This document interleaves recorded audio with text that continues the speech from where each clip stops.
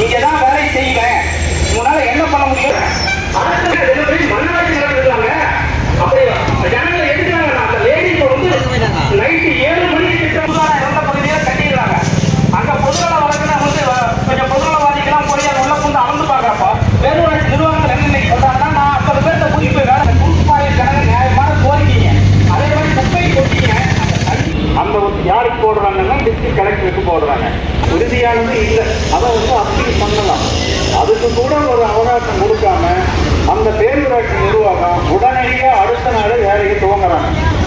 இந்த பாதிக்கப்பட்ட மக்கள், விவசாய சங்கம், இது எல்லாமே போய் கலெக்டர்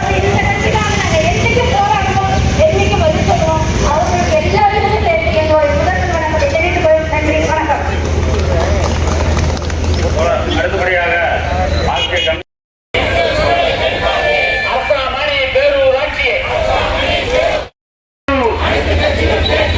அனைத்து கட்சிகளும் கேட்கிறோம். மாவட்ட நிர்வாகமே, வருவாய்த்துறை நிர்வாகமே, நடவடிக்கை நடவடிக்கை யாருக்கும் பாதிக்காத இடத்திலே குப்பையை தொட்ட நடவடிக்கை நடவடிக்கை.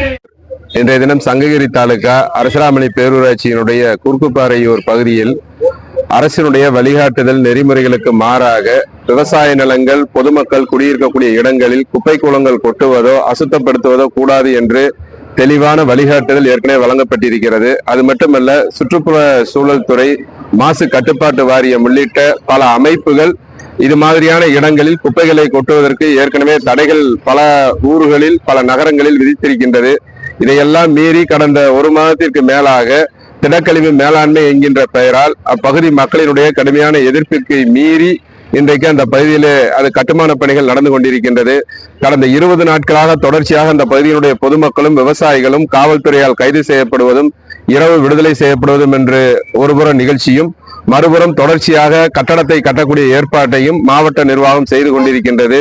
இதன் மீது மாண்புமிகு சென்னை உயர்நீதிமன்றம் உரிய முறையில் தீர்வு காண உத்தரவுகள் மாவட்ட நிர்வாகத்திற்கு வழங்கிய பின்னாலும் அந்த பகுதியினுடைய விவசாயிகளும் பொதுமக்களும் இணைந்து வேறு இடங்களில் மக்களுக்கும் விவசாய நிலங்களுக்கும் பாதிப்பில்லாத அரசுக்கு சொந்தமான புறம்போக்கு தரிசு நிலங்கள் 19க்கும் மேற்பட்ட இடங்களை நேரடியாக விவசாயிகளை கண்டறிந்து மாற்று ஆலோசனைகளை, மாற்று இடங்கள் குறித்தான வழிகாட்டுதலையும் தெளிவான முறையில் ஆவணங்களோடு மாவட்ட நிர்வாகத்திற்கும் வருவாய் கோட்ட அதிகாரிகளுக்கும் கொடுத்ததற்கு பின்னாலும் இன்றைக்கு வரை அதன் மீது எந்த விதமான நடவடிக்கையும் எடுக்காமல் தனிப்பட்ட அரசமணி பேரூராட்சி தலைவருடைய விருப்பத்திற்கு ஏற்ப ஒட்டுமொத்த மாவட்ட நிர்வாகமும் செயல்பட்டு கொண்டிருக்கின்றது.